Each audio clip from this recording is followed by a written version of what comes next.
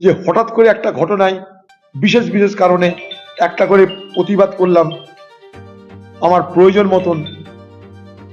পশ্চিমবঙ্গের ঘটনা ঘটেই চলেছে, কিন্তু প্রয়োজন মতন আমি একটা ঘটনায় প্রতিবাদ করলাম, বাকি ঘটনা চলতে থাকলেও এটা না করে একটা স্থায়ী এবং সার্বিক সমাধানের রাস্তা পশ্চিমবঙ্গ সরকারের ভাবা উচিত বলে মনে করি।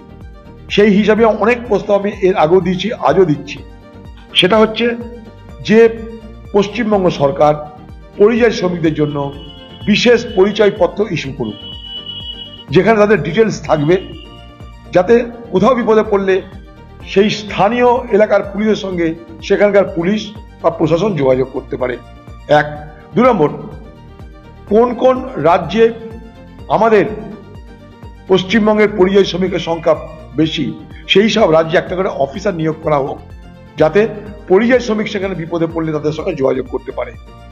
নাহলে এরকম হঠাৎ করে একটা ঘটনা হঠাৎ করে ঘটনা ঘটেই চলেছে, আমি তার মধ্যে কোনটা একটা ঘটনায় উল্লেখ করে সেটা নিয়ে একটা প্রতিবাদ করলাম, হল্লা করলাম, বাজার গরম করলাম, সেটা যেমন একটা দিক।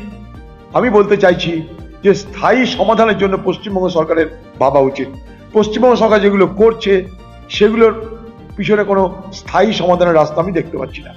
পশ্চিমবঙ্গে কত পরিযায়ী শ্রমিক, কোন জেলার কত পরিযায়ী শ্রমিক, তার তালিকা নেই। সেটা তারা কোথায় আছে, সেই রাজ্যগুলোর নাম আমরা কেউ জানি না। সেই রাজ্যের রাজধানী তো আছে প্রত্যেকটা রাজ্যের, সেই রাজ্যের রাজধানীতে আমাদের তো অফিসারের অভাব নাই।